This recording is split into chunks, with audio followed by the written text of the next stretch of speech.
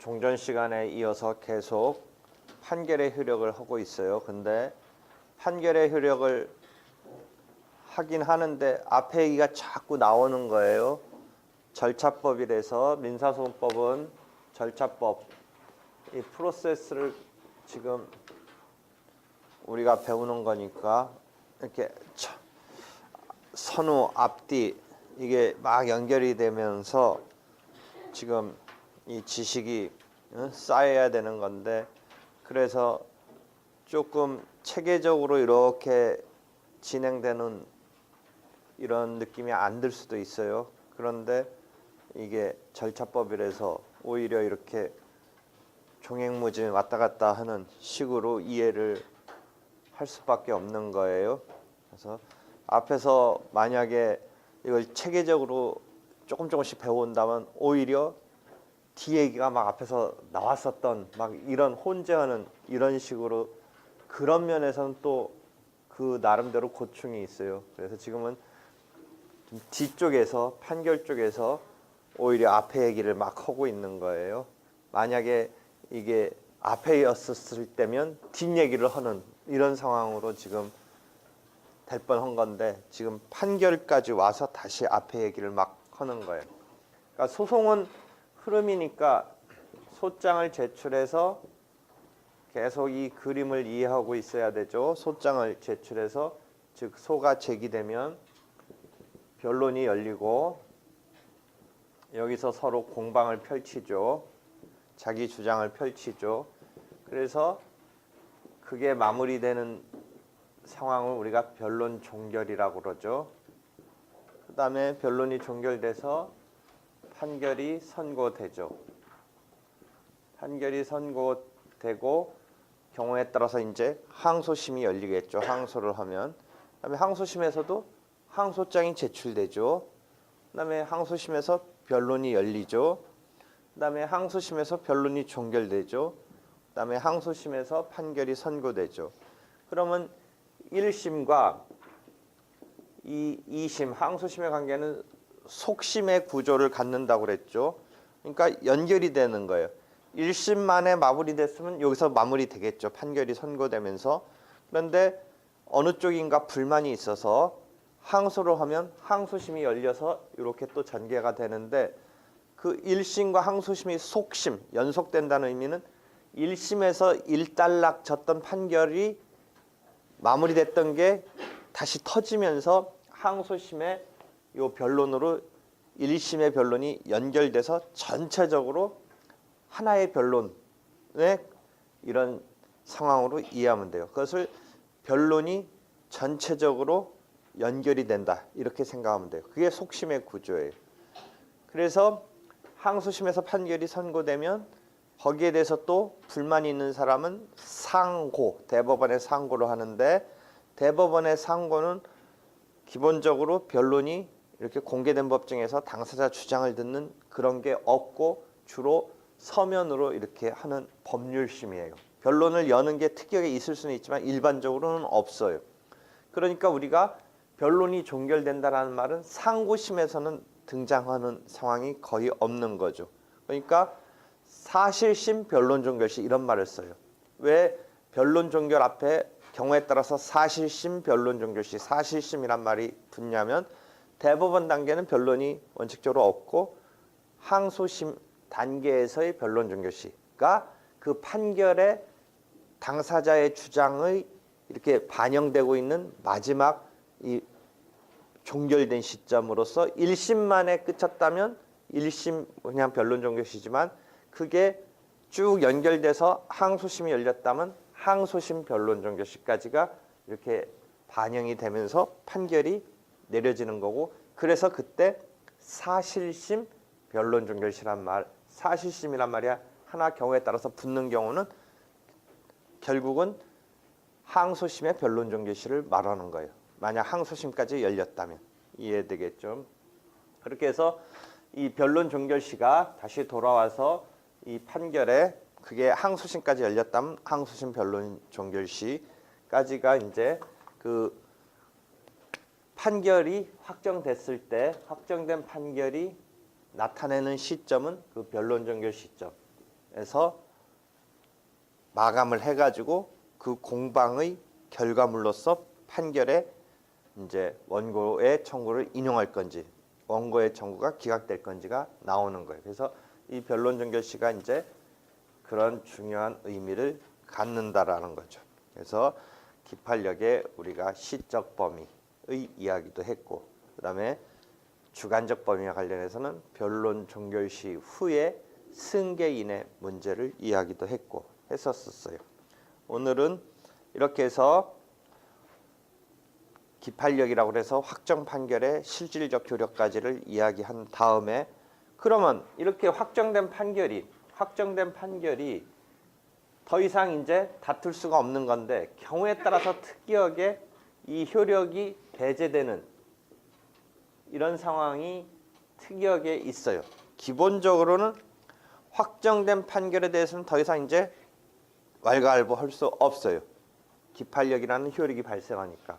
그런데 그러한 확정 판결의 효력이 배제되는 경우에 대해서 특이하게 옆번호 12-7 부분서 조금 이야기를 하려고 그래요. 첫 번째가 상소의 추후 보완. 상소의 추후 보완. 여러분이 책을 읽다 보면 추완 항소, 추완 상고, 항소와 상고가 합쳐져서 상소라는 말을 쓰죠. 추안 줄여서 추안인데 추후 보완 이런 말이에요. 그래서 추후 보완, 추한 항소라고 하는 거는 항소를 추가로 보완해서 할 수 있는, 즉 무슨 말이냐면 항소 기간이 도가 돼서 확정이 됐어요. 판결이 선고되고 송달이 돼요, 당사자한테. 그러면 판결이 송달된 상황에서 불만이 있는 사람은 2주 이내에 상소를 할 수 있어요. 그런데 2주 이내에 상소를 하지 않음으로써 확정이 됐어요. 그런데 그 2주 이내에 항소하지 못한 것에 본인의 기책 사유가 없는 상태에서 기간을 놓쳤다라고 했을 때 추후 보완이란 이제 단어의 이미지 느낌이 오죠. 추후에 그 2주를 놓친 것에 대해서 보완할 수 있게끔 한 제도가 있어요. 173조가 관련되는 조문인데요. 자기가 그 대신 기책 사유가 없어야 돼요. 2주 동안 자기 스스로 충분히 상소를 하려면 할 수 있는 이런 기회가 부여됐는데도 불구하고 안 오고 있다. 그래서 확정이 됐는데 뒤늦게 그 기간 놓친 것에 대해서 나 지금이라도 어떻게 좀 안 되겠느냐, 이런 건 안 된다는 거죠. 그 2주를 충분히 판단해서 상소를 할 수 있는 기회가 설정돼서 주어진 것을 활용하지 아니한 채 뒤늦게 나 그때 못했는데 지금 와서 그가 어떻게 좀 안 되겠느냐, 이건 안 된다는 거죠. 그럼 어떤 경우는 되느냐? 구체적인 사안은 이제 따져봐야겠지만 추상적인 요건은 173조를 보면 책임질 수 없는 사유, 자기가 책임질 수 없는 사유로, 그러니까 판결이 진행되고 있는 것 등을 전혀 모르고 있었, 어떤 자기의 책임이 없는 사유, 이런 것을 걸어서 인정되는 게 그렇게 쉽지는 않겠죠. 경우에 따라서 이런 경우가 주로 인정될 수 있는 경우에 공시송달로 뭔가 진행이 됐어요, 절차가.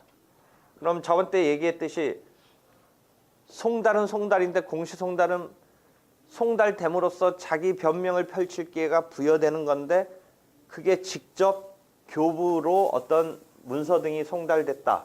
그런데 왜 네가 반격을 안 했느냐, 이런 상황에서의 송달의 기능이 있는 건데, 공시송달의 경우는 본인이 그 파악을 못할 확률이 좀 상당히 있죠. 공시송달 개념 가르쳐줬죠.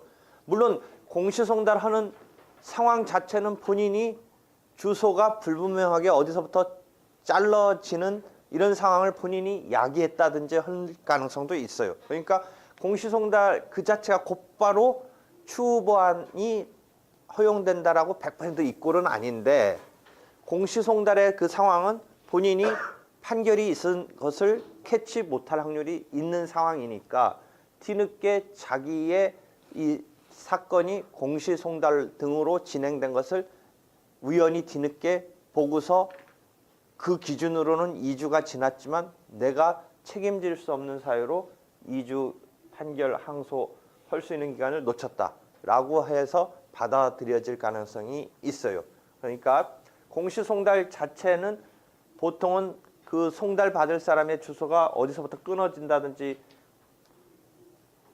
일반적인 말은 아니지만 뭐 잠수 타면서 어디서부터 뭐 이렇게 도망 다니면서 뭐 이런 상황이 있어서 본인이 기책 사유가 있다면 있을 수 있는데 하여튼 그러니까 100% 이꼴은 아닌데 어느 정도 형식적으로만 본다면 이 판결이 있음에 대해서 본인이 캐치 못할 수가 있는 상황으로 들어가는 거죠.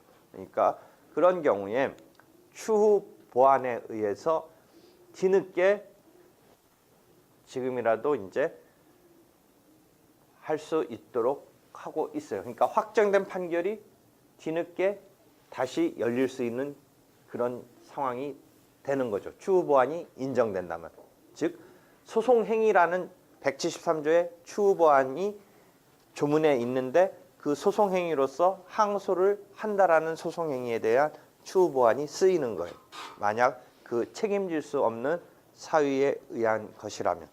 그다음에 2번 정기금 판결과 변경해소는 잠깐 놔두고 3번의 재심해소 12-9 재심해소는 나중에 다시 자세히 배우는데 앞에서 한두 번씩 나왔던 또는 형사소송에서도 나오는 확정된 판결에 대해서 451조에 가서 일정한 사유가 있을 때 그 확정된 판결의 취소를 구하고 다시 심리를 받을 수 있는 어떤 특별한 이러한 특수한 구제 절차가 재심이라는 게 451조에 마련되어 있어요. 언제 우리가 이 이야기를 했냐면 청구의 포기 인락이나 재판상 화해라는 판결과 대칭되는 소송 종료 사유가 있다라고 하면서 그게 확정 판결과 마찬가지 효력이 있다라는 220조 조문이 있고 그 다음에 461조에 가면 451조 좀 아까 말한 재심에 대해서 준한 재심, 준재심이라고 해서 판결에 대한 451조 재심에 준해서 461조가 준재심이라는 제도를 두고 있는 것을 우리가 앞에서 한번 이야기를 한 적이 있어요. 그래서 재심, 준재심 이런 용어가 나왔는데 확정된 판결에 대해서 그럼 우리가 신급제 하에서 대법원까지 싸울 기회가 부여됐는데 그 카드를 써서 확정이 됐다. 또는 뭐 자기가 스스로 상소를 안 해서 뭐 1심 판결이 확정이 됐다. 또는 2심 판결이 확정이 됐다. 해서 확정된 판결로 이제 결론이 난 건데 아주 서로 마지막까지 싸웠다면 대법원까지 가서 싸웠겠죠. 그래서 확정이 됐는데 그러면 우리가 확정된 판결에 기판력이 발생하는 것인데 또 불구하고 이 판결의 과정에 뭔가 특수하게 재심사를 해줄 필요성을 451조 1항이 11가지 사유를 나열을 해서 그 경우에 한해서 모든 경우에 다시 제4차전, 5차전 벌리듯이 인정되는 건 아니고 확정된 판결은 일단 스톱 끝나는 것인데 더 이상의 이제 싸움은 끝나는 것인데 뭔가 그 판결의 과정에 있어서 예외적으로 그러한 사유를 설정해서 재심이라는 제도를 하나 두고 있다라는 것이죠. 형사사건에서 신문에 보면 뭐 옛날에 정치적으로 막 이렇게 사형당한 것까지 지금 재심해서 뭔가 무죄다 뭐 이런 것까지 막 나오고 하는 것이죠. 그래서 그런 재심 제도가 있다. 이 재심은 예외적으로 특별히 인정되는 것이지 일반적인 건 아니다. 왜냐하면 일반적으로 인정된다면 우리가 신급제 채택에서 대법원까지 싸운 것에 대해서 또 다른 뭐 4번, 5번, 6번 싸우는 꼴이 되는 거니까 그건 아니다. 그 다음에 4번째, 판결의 편치라는 거. 이 경우는 재심 사유일 가능성도 있는데 느낌이 알겠죠. 편치, 뭐 사기, 기망, 판결에 그런 과정이 있어요. 그러니까 그런 것 중에 일부는 재심에 의해서 될 수 있는 건데 설사 재심에 의해서 아니더라도 이게 문제가 있는 판결이라면 혹시 다시 다툴 수 있게 해줘야 되지 않는가의 개념이 판결의 편치예요. 조문에 있는 건 아니고 어떤 판결의 편치적인 상황 중에 일부는 재심 사유가 될 거예요.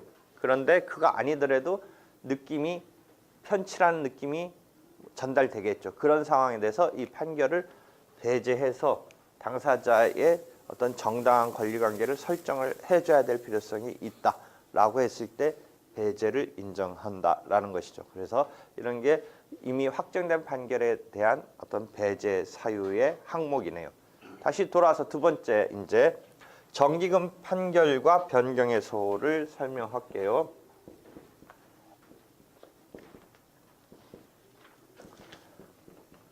조문은 252조가 있어요.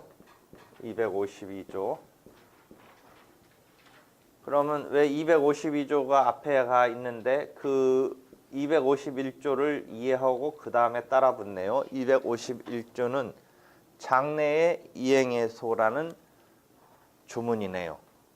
그러면 251조 장래의 이행의소와 그 다음에 252조가 따라 붙는데 251조 장래의 이행의소.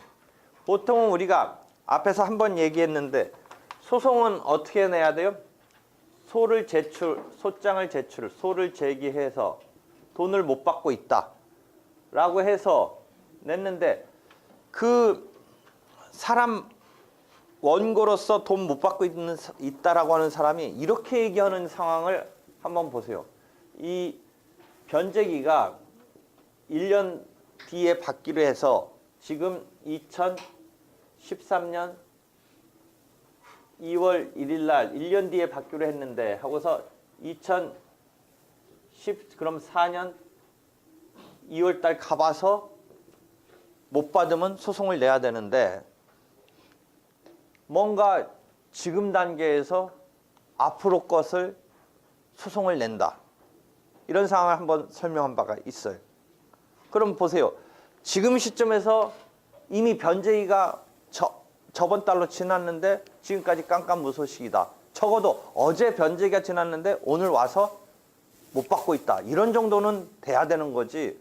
앞으로 한 서너 달 뒤 얘기를 그때 변제가 되는데 지금 소송을 내면서 돈 받겠다라고 하면 소송하는 와중에 세 달쯤 흐르면서 변론 종결 시점 당시까지 가서 보니까 지금 소송을 낼 때는 한 3달 뒷 얘기인데 소송이 서너 달 흐르면서 변론 종결 시점에 어느 단계 이전에 변론의 와중에 안 갖고 있는 게 변제기가 지나면서 안 갖고 있는 게 드러난다면 이제 판결을 해줄 수는 있지만 막 한 서너 달, 한 8개월, 서너 달 막 이런 뒷얘기를 했고 그럼 소송하는 와중에 변론을 열었는데도 한 서너 달 뒷얘기를 지금 놓고서 가타부타 법원이 결론을 그래 갚아야 돼 라고 내려주는 데 대해서 분쟁 해결해 줄 필요성이 없다. 소의 이익이 없다. 이런 개념을 얘기했어요. 잘 생각해 보세요. 지금 막 얘기하고 있는데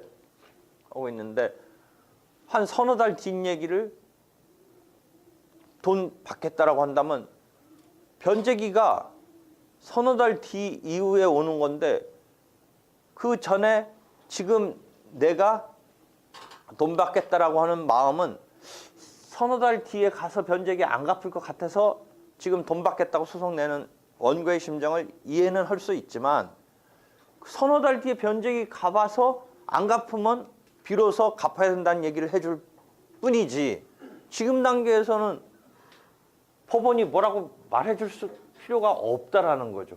그렇잖아요.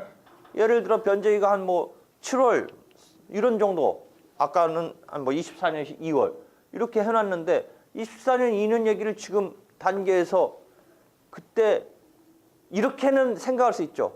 그때 안 갚는다면 너 갚아야 돼. 이런 식으로는 얘기해 줄 수 있어요. 그냥 우리가 일반적으로 얘기할 때는.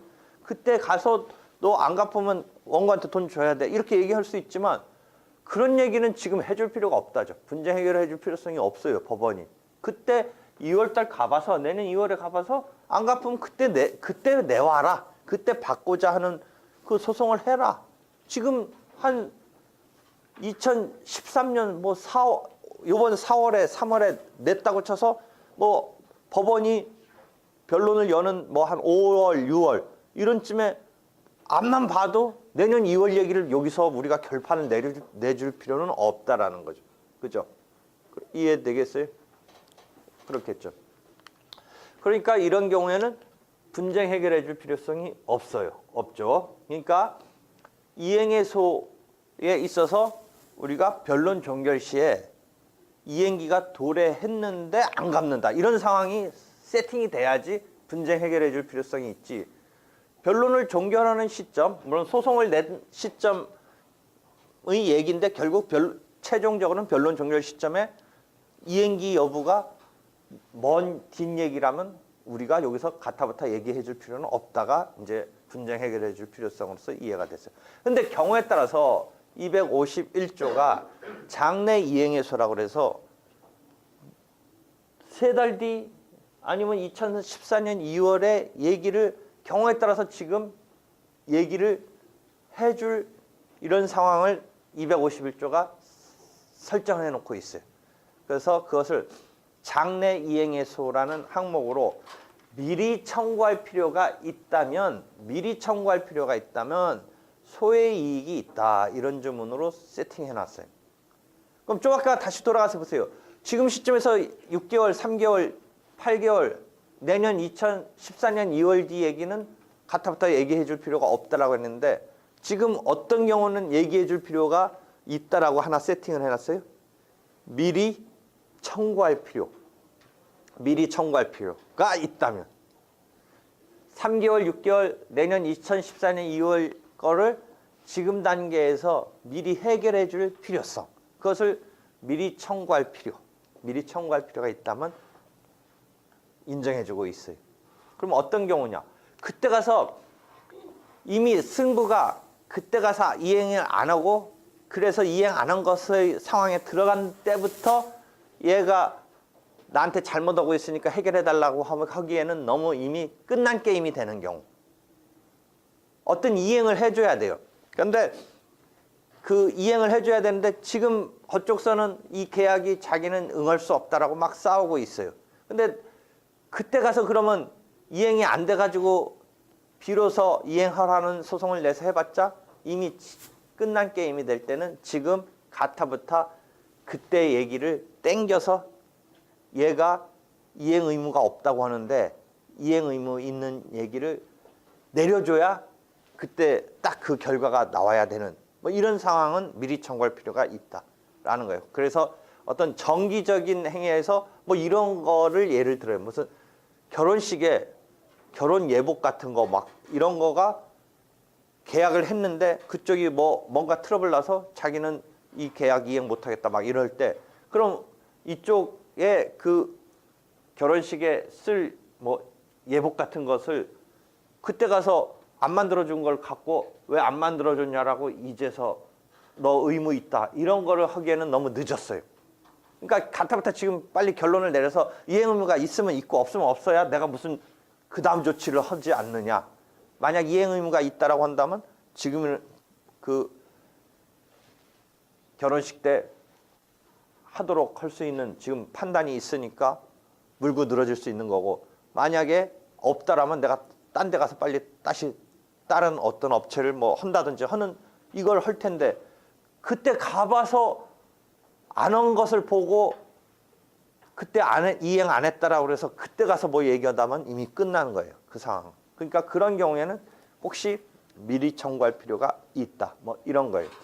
그러니까 이행 의무의 존부에 대해서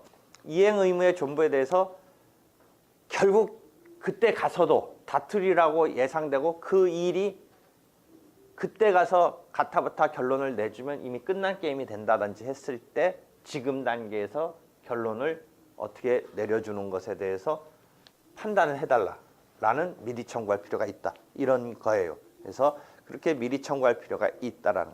그다음에 지금 싸우는 것에 비춰서 하여튼 장래 그런 날짜가 온 때에 결국은 이 분쟁은 계속 될 거라면 어떤 경우가 그런 경우가 하나 있냐면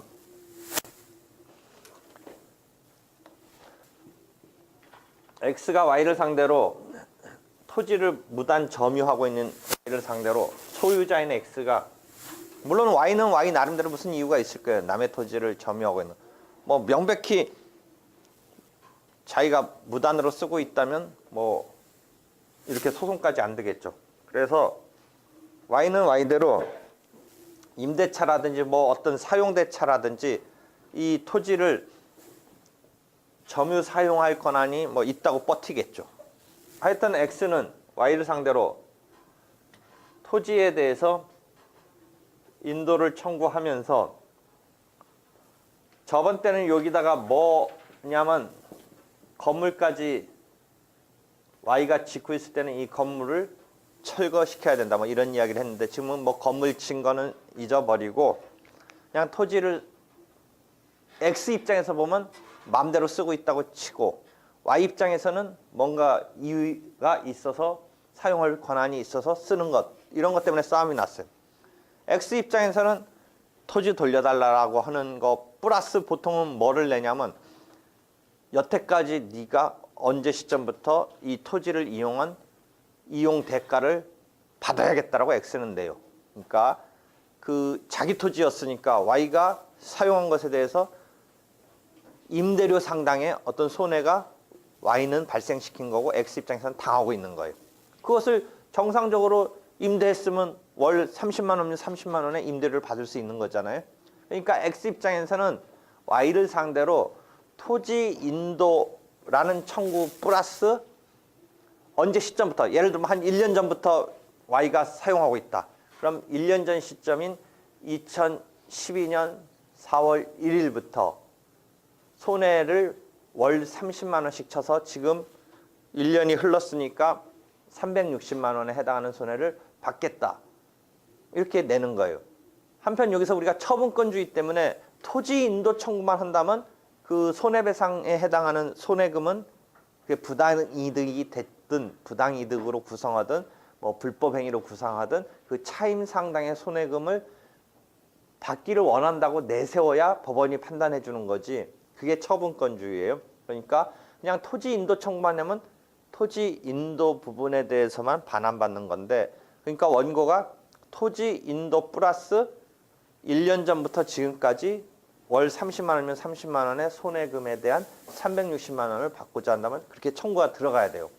근데 1년 전부터 지금까지 부분만 받는 게 아니라 또 처분권주의 때문에 그렇게만 청구하면 또 거기에서만 한도에서 법원이 판단해 주는데 보통은 여러분이 혹시 그런 문장 봤는지 모르겠는데 토지를 최종적으로 인도할 때까지 월 30만 원의 손해배상을 구하는 식으로 청구가 들어가는 거예요. 그러니까 과거에 불법으로 Y가 이 토지를 침해해서 사용할 때부터 시점에서의 지금까지만 청구한다면 그 부분수만 법원이 이행하라고 판단을 해주는데 마지막까지 손해가 발생하는 건 언제냐면 최종적으로 Y가 이 판결에 승복을 뭐 했든 안 했든 결국은 승복해서 돌려주던 안 해서 뭐 강제 집행까지 뭐 들어가서 인도를 받든 최종적으로 토지가 돌아올 때까지는 그런 손해가 발생하고 있는 거예요. X 입장에서는.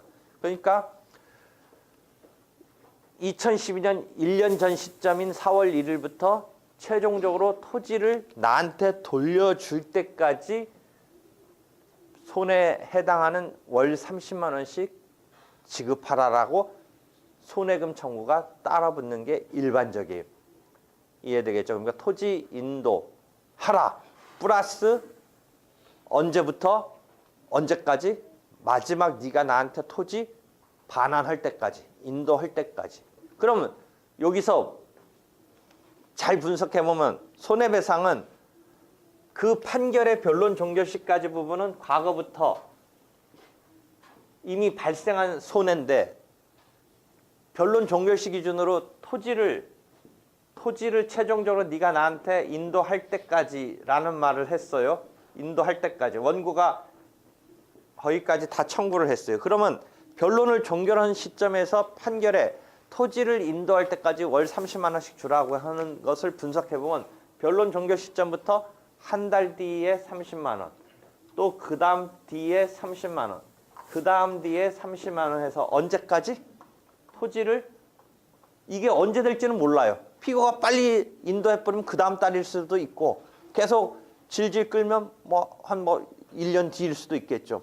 언제까지 상황까지는 네가 이 30만 원씩 줘야 된다라고 얘기했냐면 지금 구체적인 날짜는 아니지만 토지를 인도할 때까지 주라고 판결이 내려진 거예요. 되겠죠? 이 부분이 장래 이행 청구 부분이에요. 잘 보면 그러니까 변론 종결시를 기준으로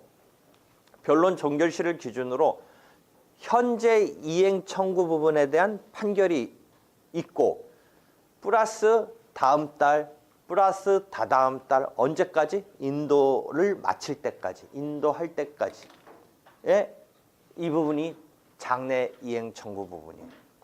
이해되겠죠? 그럼 또 상황을 하나 더 말을 해볼게요. 1억 원을 빌려줬어요. 근데 1억 원에 대해서 이자도 받기로 하고 빌려줬어요. 그러면 못 받고 있는 상태에서 변제기가 딱 지났어요. 변제기가 지났는데 사실은 이자도 월 얼마씩 받기로 했어요. 그럼 이 사람이 청구를 이미 원금 못 받고 있는 거랑 이자 못 받고 있는 것 등만을 청구하는 데 있어서 지나간 것만 청구한다면 할 수는 있지만 보통 어떻게 청구해요? 나중에 원금 다 갚을 때까지 이자 등을 받겠다라고 한다면 그 부분이 변론 종결 시 이후 부분부터 1억 원에 대한 다음 달 이자, 다다음 달 이자, 다다다음 달 이자 언제까지 다 갚을 때까지 그 부분이 들어가는 거예요. 이 사람이 물론 원고가 그냥 내가 너한테 더 기대할 것도 없고 원금만 받겠다라고 원금만 청구한다면 그냥 원금 1억 원만 받아도 돼요. 청구만 해도 돼요. 그건 처분권주의 때문에. 근데 원금 1억 원에 그 다음에 여태 밀린 이자에 이 사람이 여태까지 밀린 이자만 받겠다고 해도 돼요. 3달 정도 밀려서 월 100만 원 정도 이자 받기로 했는데 1억 원에 대해서 3달 밀린 거에 1억 원 플러스 300만 원만 받고자 한다면 받아도 돼요. 근데 이 사람 입장에서는 원금 1억 원 내놓을 때까지 다음 달 발생할 이자 100만 원, 다다다음 달 발생할 이자 100만 원, 다다다음 달 발생할 이자 100만 원. 언제까지? 다 네가 1억 원 나한테 갚을 때까지. 그 부분이 변론 종결시를 기준으로 다음 달, 다다다음 달, 다다다음 달 이 부분이 장래 이행 청구 부분이 들어간 거예요. 그러면 장래 이행 부분은 아까 251조에서 뭐라고 그랬어요? 미리 청구할 필요가 있어야 되는데 이 케이스, 아까 땅 케이스와 지금 돈 빌려준 케이스는 원래부터 땅의 인도 부분을 다투고 있기 때문에 두 번째 대여금 사건은 1억 원을 반환 여부를 다투고 있기 때문에 현재 이행 청구 부분에 다툼이 있기 때문에 결국 이 다툼은 다음 달에도 갚을지 안 갚을지의 다툼이 지금 이미 같이 벌어지고 있는 거예요. 지금 토지를 반환할 필요 없다고 Y가 막 다투면서 이 소송이 된 거죠. 돈도 사실은 우리가 돈 빌려준 거는 사실은 그 채권 채무 소비 대차를 다투기보다는 사실상은 돈이 없어서 못 갖고 있는 거라고는 했지만 그런 특왜 더 일반적인 거지만 그거 무시하고 실제 빌린 적이 없다든지 갚았는데 왜 그러느냐라는 실질적인 어떤 싸움이 있는 대여금을 생각해 본다면 원금에 대해서 자기는 갚을 필요 빌린 적이 없다든지 이미 변제했기 때문에 왜 또 갚으라고 하느냐라는 싸움이 있다고 친다면 현재까지 벌어진 싸움은 결국 다음 달에 이자 안 내놓겠다는 싸움에 연결되는 거죠. Y의 얘기라면. 내가 원금을 갚을 필요 없고 여태까지 이자 갚을 필요 없는 상태. 이 얘기는 다음 달도 끌고 가서 그 얘기를 싸움을 계속 있는 거고 다다다음 달도 있는 거죠. 아까 토지 인도에서 본다면 Y가 정당한 사용 권한으로 사용하고 있는데 왜 그러느냐. 의 때문에 소송이 지금 나서 X 입장에서는 아니다. 너 불법으로 내 땅 쓰고 있는 거다. 내놔라. 땅 내놔라. 라는 거 플러스 여태 사용료 내놔라라는 싸움은 다음 달에도 계속 그 싸움을 하고 있는 거예요. 이 사람은. 왜? 땅 내놓을 필요 없다라는 Y의 입장에서 보면 다음 달에 뭐예요? 나 임대료 내가 물어줄 필요가 뭐가 있냐. 그렇죠. 그렇죠. 물론 정상적인 임대차라면 그거야 차임 내는 건데 사용대차 같은 것을 생각해 본다면 이해가 될 거예요. 임대료 낼 필요 없는 사용 대차였다든지, 아니면 무단으로 X 입장에서 볼 때는 Y에 대해서 무단으로 쓰고 있다라고 치는 거고, Y는 자기가 뭔가 자기 사용할 수 있는 것을 누구로부터 인정받아서 쓰고 있다든지 뭐 하면서 Y 입장에서는 X에 대해서 버티고 있다면 다음 달 차임 낼 필요 없다라는 버팀은 여전히 할 거란 말이죠. 다음 달 나 차임 너한테 줄 필요 없다는 얘기는 계속 Y 입장에서는 할 거니까 지금 결론을 내려주는 김에 다음 달 결론까지 내려주는 거예요. 다음 달까지 결론을 내려주는 셈이 되는 거예요. 그때는 미리 청구할 필요가 현재 싸움의 상태를 다음 달 벌리는 것이 뭐 뻔한 거죠. 그러니까 미리 청구할 필요가 있다라고 하는, 그러니까 어떤 토지에 대한 인도 청구에 대해서 다음 달, 다다음 달 변론 종결 시점 이후에부터 토지를 인도할 때까지 부분은 장래 이행 청구 부분이긴 하지만 미리 청구할 필요가 있다라고 하는 거고, 어떤 돈 빌려준 것에 대해서 갚아라라고 하면서 언제까지 분 이자를 받겠다라고 했을 때 최종적으로 그 원금을 갚을 때까지, 완제할 때까지라는 표현을 쓰는데 다 갚을 때까지 풀어서 쓴다면, 압축적인 한자말로 쓰면 완제할 때까지라는 표현을 쓰는데 다 갚을 때까지 부분의 내용을 분석해 보면 변론 종결 시점까지 부분은 현재 발생하고 있는 이자 부분인데, 다음 달 변론 종결 시 다음 달, 다다음 달 부분까지는 장래 부분이니까 그 부분에 대해서 미리 청구할 필요가 있다라고 이런 케이스는 인정되는 사례이고, 실제 판결이 그래서 X 측, 원고 측 손을 들어준다면 토지 인도 청구에서는 토지를 인도할 때까지 월 30만 원의 그 돈을 X에게 지급하라라는 판결이 내려지는 거고, 대여금 청구라면 1억 원이라는 원금 갚아라 플러스 최종적으로 다 갚을 때까지, 완제할 때까지 이자 월 100만 원씩 갚아라 라는 판결이 내려지는 건데, 거기에는 현재 이행 청구와 장래 이행 청구가 결합돼서 판결이 내려지는 것이다. 이해됐어요? 그런 게 이제 장래 이행 판결이 내려지는 대표적인 예예요. 실은 현재 이행 청구와 그 경우는 장래 이행 청구가 결합돼서 내려지는 것이죠. 이해됐어요? 그래서 이렇게 내려졌는데 그 경우에 매달 월 얼마씩 지급하라. 아까 아주 순수한 장래 이행은 뭐예요? 결혼식이 다음 달 열리는데 그때 가서 싸움을 벌리기에는 너무 끝난 게임이 되니까 지금 벌리는 것에 대해서 미리 청구할 필요가 인정된다. 뭐 그게 첫 번째 어떤 상황을 설명한 바가 있고요.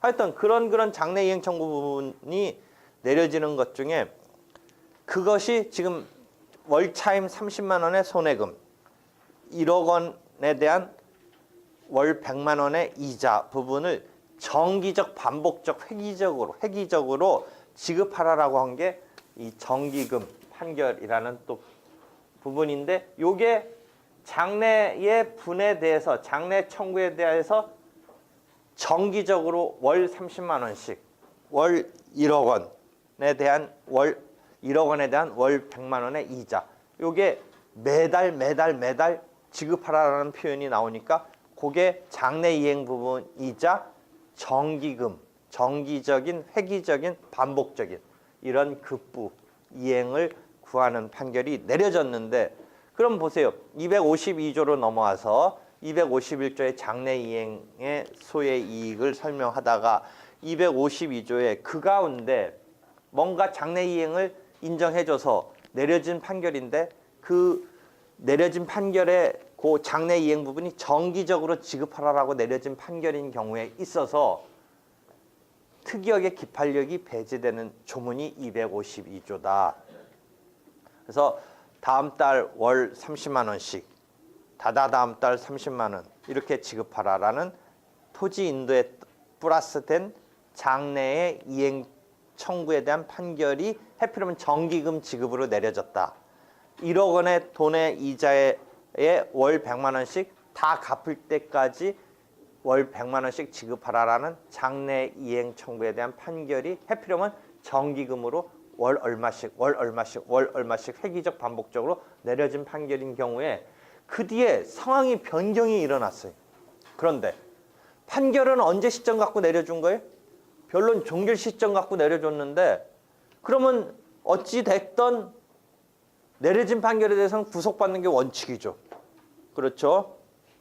그런데 이 판결이 내려줬는데 해필이면 보통의 판결과 다른 게 지금 장래이행 판결은 보통의 경우의 판결과는 다른 무슨 상황이 있냐면 장래 부분이 판결에 들어가 있어요. 보통의 경우 우리의 판결은 뭐예요? 그 불법행위에 의한 손해를 배상을 상정한다면 손해라는 건 뭐예요? 이미 당한 어떤 피해를 배상받는 거잖아요. 그런데 보세요. 지금 변론 종결 시까지 발생한 현재 부분은 발생한 손해를 주라고 뭔가 법원이 타당한 계산된 금액을 주고 있는데 다음 달 주라고 한 거, 다다음 달 주라는 거, 언제까지 토지가 최종적으로 인도될까지 주라고 한 부분의 장래 부분은 장래 부분의 월차임은 실은 언제 기준으로 그렇게 우리가 계산해서 주라고 했냐면 변론 종결 시까지의 상황에서 주라고 했는데 갑자기 변론 종결 시 이후에 그 땅이 지하철이 들어온다는 것 등등 어떤 이유 때문에 폭등을 했어요. 그래서 월 30만 원 정도의 차임 정도로 계산을 했던 게 이미 지나간 시점은 그렇게 계산했는데 앞으로 시점을 월 30만 원 하기에는 너무 이게 한 10배가 갑자기 뛰어가지고 300만 원 정도의 차임을 받을 수 있는 땅이 된 거예요. 그러면 보세요. 판결에서는 이미 다음 달 얘기를 해줬고 다다음 달 얘기도 해줬어요. 물론 원고가 언제까지만 받고 그것은 일단 잊어버리고 있었으면 좋을 뻔했냐면 그냥 변론 종결 시점까지의 부분만 받기로 소송 내서 받고 그 다음 달, 그 다다음 달, 그 다다음 달은 아주 한 달마다 내는 건 좀 너무한 거고 한 1년 지나서 1년 거 모아서 내면 됐었어요. 그랬으면 현재 이행 부분만 내고 1년 뒤 거는 좀 미루고 있었으면 땅값이 올랐으면 그 1년 뒤에는 어떤 기준으로 청구해서 받으면 돼요. 그 땅값이 오른 30만 원이 아니라 월 300만 원으로 해서 받았으면 되는데 이 사람이 지금 단계에서 자기는 일단 다음 달, 다다음 달, 다다다음 달을 30만 원 정도로 쳐서 받겠다고 했으니까 그 뒤에 땅값이 무슨 이유에서인지 300만 원 정도 받을 값어치로 됐다고 해도 자기가 그렇게 요청해서 받아서 결론이 낸 거니까 함부로 그 판결을 바꾸면 안 된다 해서 출발을 하는 건데 이해되겠죠? 그런데 그게 252조에 보면 현저하게 그런 막 상황이 바뀌어가지고 그 금액이 불균형이 됐을 때는 할 수 없이 판결의 효력을 배제해서 그것을 반영할 수 있는 제도를 하나 주고 있는 거예요. 252조가 그런 정기금 판결에 대한 변경의소, 정기금 판결과 변경의소라고 해서 변경소니까 뭐예요? 판결을 변경시키는 거예요. 어떻게 변경시켜요? 원래는 30만 원 정도로 쳐서 계산해서 손해금으로 했는데 이제는 300만 원으로 받겠다라는 것을 인정을 해주는 거예요. 원래는 인정해주면 안 된다 해서 출발하는 거예요. 왜? 판결이 효력이 발생했으니까. 어찌됐건 두 당사자의 관계는 뭐예요? 30만 원만 주는 관계로 법원이 확정해 준 거잖아요. 그런데 이 판결은 왜 특수성이 있어요? 이미 지나간 얘기까지만 한 게 아니라 앞으로 얘기도 해준 거예요. 앞으로 얘기, 다음 달 얘기, 다다음 달 얘기, 다다다음 달 얘기. 언제까지? 토지를 최종적으로 인도할 때까지 얘기를 해준 거예요. 그런데 그 예상해서 해준 얘기가 지금 엇박자가 난 거예요. 갑자기 300만 원이 된 거예요. 그렇더라도 원래 출발은 뭐다? 해주는 게 아닌 거가 출발인 거예요. 원래는. 왜? 네가 그렇게 해달라고 해서 그것에 입각해서 법원이 해준 거죠. 지가 그냥 과거 것만 받고 다음 달, 다다음 달, 다다다음 달 거는 그때그때 가면서 받으면 되는 거예요. 손해라는 건 뭐예요? 과거에 입은 피해를 보상받는 거니까 그 한 달 지나보고 또 한 달 지나보고 또 한 달 지나보고 해서 받으면 되는 건데 지금 네가 원해서 미리 다음 달 얘기, 미리 청구할 필요가 있다는 전제에 다다다음 달 얘기, 다다다다음 달 얘기, 언제까지 얘기, 그게 1년이 될지는 모르지만 인도를 마칠 때까지 얘기를 해준 거예요. 그런데 그게 막 뒤에 요동이 친 거예요. 요동쳤어도 원래 판결은 확정되면 뭐다? 당사자의 법률 관계는 그렇게 구속되는 거죠. 그런데 여기서 하나 더 구속되는데 장래를 보고 내려준 판결인데 그 장래의 어떤 상황이 이 판결에 담겨 있는데 그게 막 지금 확연하게 바뀐 거예요, 상황이. 그러니까 그것을 반영할 수 있게끔 해준 이런 조문이 252조. 만약 이렇게 반영을 안 해주는 데 대해서 없다면 어떻게 돼요? 피고는 앞에서는 뭔가 X한테 죄인처럼 돈 갚아서 30만 원씩 주는 토지 돌려줘야 되고 30만 원씩 매달 주는 것으로 이제 됐는데 피고가 갑자기 300만 원 정도의 월 차임을 내야 되는 막 땅값의 그 이용 가치가 이렇게 생겼을 때 피고 입장은 오히려 느긋해져요. 왜? 판결이 없을 때보다 더 느긋해져요. 판결에서는 뭐라고만 얘기한 거예요? 다음 달도 30만 원만 주라는 거예요. 다다음 달도 30만 원 주라는 거예요. 그럼 피고는 개기면 개길수록 산수적으로 얼마 이익이에요? 270만 원이 이득인 거예요. 어떻게 돼요? 이런 정도의 땅을 쓰려면 300만 원 정도를 치러야 되는데 지금 판결문이 법원이 뭐라고 얘기해 준 거예요? 매달 너 30만 원만 주면 된다. 그럼 개기면 개길수록 30만 원만 내놓고 300만 원 정도의 효용을 사용할 수 있는 거예요. 뭐 나쁜 건 뭐 철면 피고 나쁜 거는 일순간이고 경제적 이득은 영원한 거 아니에요. 그러니까 그냥 개기면 개길수록 그렇게 되는 거잖아요. 그러니까 그게 현격해서 그러니까 기본적으로 이 출발은 뭐예요? 원고가 30만 원 정도의 손해라고 나름대로 계산해서 치러서 이렇게 해가지고 치러서 내야 된다라고 판단한 그게 뭔가 막 황당해졌으니까 그걸 반영해 주는 게 252조의 기판력을 배제하는 그런 제도이다. 이해되겠죠?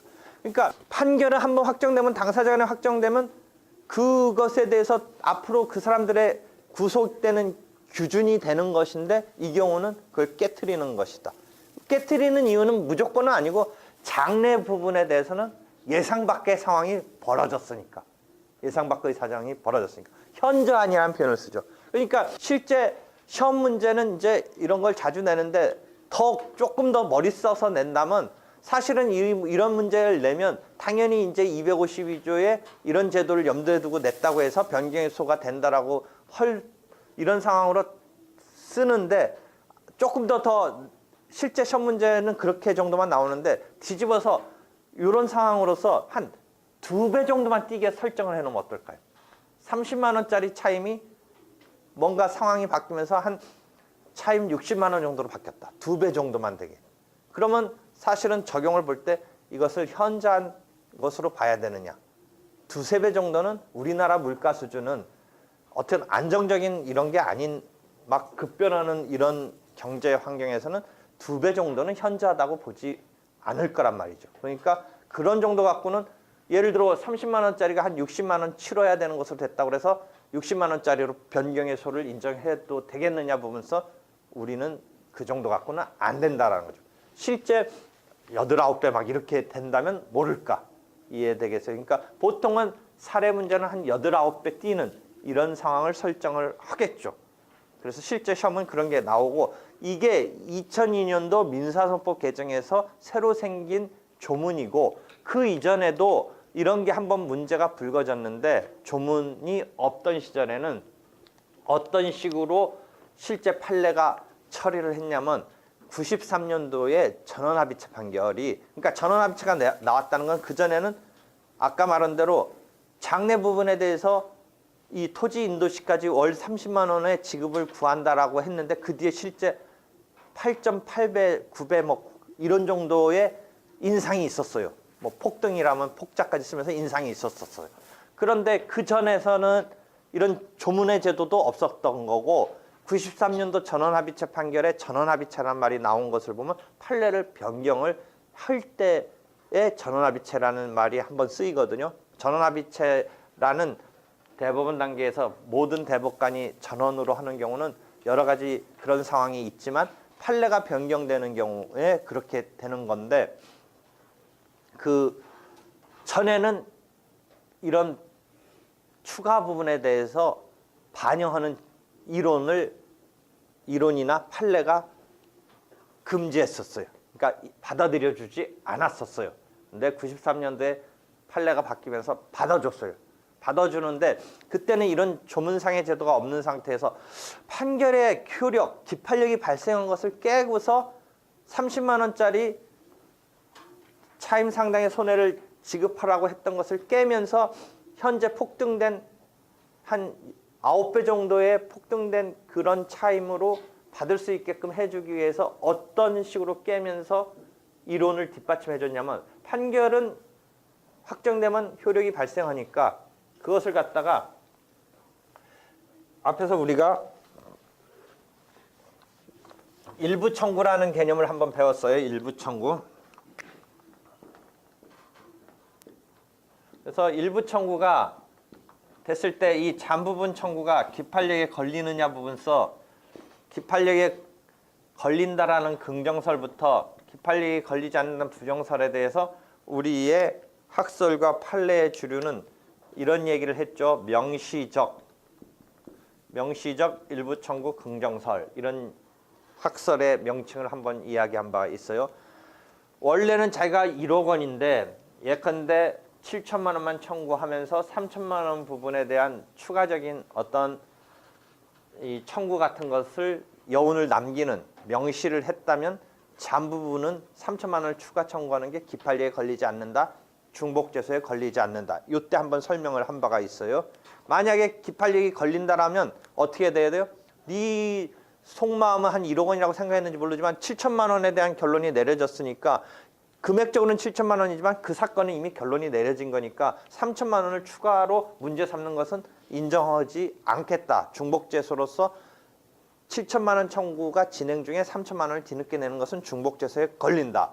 그다음에 7천만 원에 대한 판결이 내려진 뒤에 3천만 원 부분에 대해서 다시 문제를 삼는 것은 기판력에 걸린다. 이게 기판력이 긍정되는 입장인데 그렇게 100% 걸린다라고 하지 않고 명시했느냐 여부를 가지고 걸린다 안 걸린다라고 보는 것이 현재의 판례와 학설의 일반적인 입장이라고 이야기했어요. 그러니까 대충 이 사건의 금액적으로는 한 1억이 문제되지만 내가 무슨 이유 때문인지 지금 일단 한 7천만 원만 청구하는 거다 라고 말을 했다면 명시를 했다면 나머지 3천만 원을 추가로 문제 삼는 것이 괜찮다 이런 이론이죠. 그렇죠? 그런 이야기를 한번 한 바가 있는데 93년도 전원합의체 판결은 일부 청구라고 명시했느냐의 그 상황은 아니지만 처음에 30만 원 정도만 청구를 했는데 나중에 보니까 폭등을 해서 300만 원 실제 판례는 뭐 한 8, 9배였는데 예컨대 하여튼 270만 원이든 300만 원이든 뭐 그런 정도의 상황으로 들어가니까 270만 원 정도의 차액을 원고가 더 청구하고 싶은 상황에 대해서 안 된다고 했던 것을 93년 전원합의체 판결은 될 수 있다라고 하면서 어떤 이론을 썼냐면 애초에 30만 원을 명시한 바는 없이 일단 끝났던 건데 명시한 것처럼 의제를 해줬어요. 그래서 명시적 일부 청구 이론을 끌어쓴 거예요. 그때는. 다시 해보세요.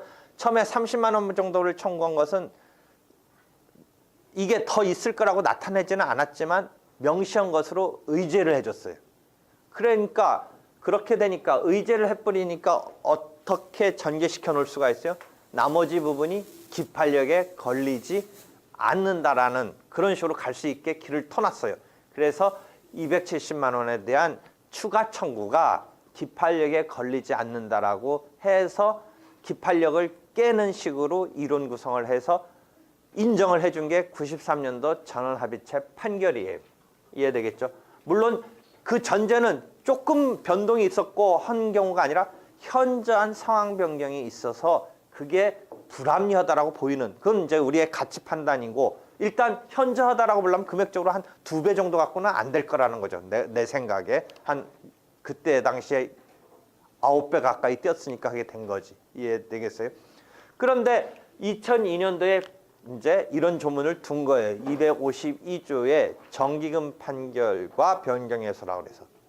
다만 2002년도에 정기금 판결과 변경해소와 93년도 전원합의체 판결의 그 시스템 조금 틀려요. 93년도는 일부 청구 이론을 의제를 해서 잔부분 270만 원의 추가 청구가 기판력에 걸리지 않는다라고 해서 인정된 거고, 만약 그 상황을 2002년도 정기금 판결에 대한 변경의소로 끌어들여서 해결해 준다면 30만 원짜리 판결이 한 번 있었는데 다시 300만 원 판결로 변경되는 차이 알겠어요? 아까 거는 93년도 판결은 30만 원짜리 판결이 이미 있고 이 판결에 기판력 없이 270만 원짜리 판결이 하나 더 나오는 거예요. 93년도 전원합의체 판결의 방식은 이미 30만 원으로 받아놓은 판결이 있음에도 기판력에 걸리지 않고 270만 원 추가 청구해서 받아주는 판결을 하나 더 생기게 할 수 있는 상황을 인정하는 방식이고, 지금 252조의 변경에서는 30만 원짜리 받은 판결을 무시해버리고 300만 원짜리 판결을 내주는 거예요. 300만 원짜리 판결. 이해되겠어요? 변경의 소가 받아들여진다면, 그래서 변경의 소에 따른, 그것도 소송이니까 판결은 300만 원짜리 판결이 나오고 종전에 했던 30만 원짜리 판결은 날려버리고. 이해되겠어요? 그런 방식인데, 2002년도 변경의 소가 하여튼 대상은 확정된 판결이어야 되고 기판력을 배제하는 확정된 판결이어야 되고 모든 경우가 인정되는 게 아니라 정기금으로 지급을 명한 판결이어야 돼요. 그래서 그런 장래 이행 판결에 대해서 그 사정 변경이 현적해서 현저하게 그 금액 산정의 액수가 되는 그 상황이 바뀌어 버리는 바람에 그것을 갖다가 변경시키고 기존 판결을 날리고 변경하는 판결로서 예컨대 300만 원짜리 판결, 월 30만 원짜리였던 판결이 월 300만 원씩 지급하라는 판결로 변경 판결이 내려지는 제도인 거예요. 이해되겠어요? 그러니까 그 상황 변경이 벌어진 것에 대한 것은 이제 약간의 우리가 구체적 사건을 놓고 판단을 해야겠죠. 이해되겠어요? 이런 상황이 곳곳에서 벌어져요. 여러분, 지금은 토지 인도만 놓고 했는데 본격적인 손해배상 청구에 있어서 이런 경우 나오죠. 교통사고 같은 걸 당해가지고 이제 치료가 끝났는데 뭔가 후유증이 생겼었어요.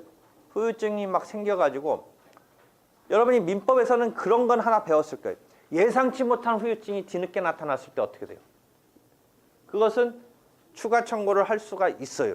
그럼 기판력을 어떻게 피해가느냐? 이미 자기가 손해배상으로 결론이 내려진 것을 추가로 예상 못한 후유증이 막 등장을 해가지고 그게 손해가 추가되니까 받겠다라고 했을 때 민법에서 보면 가능하다라고 할 거예요. 후유증에 대한 추가 청구가.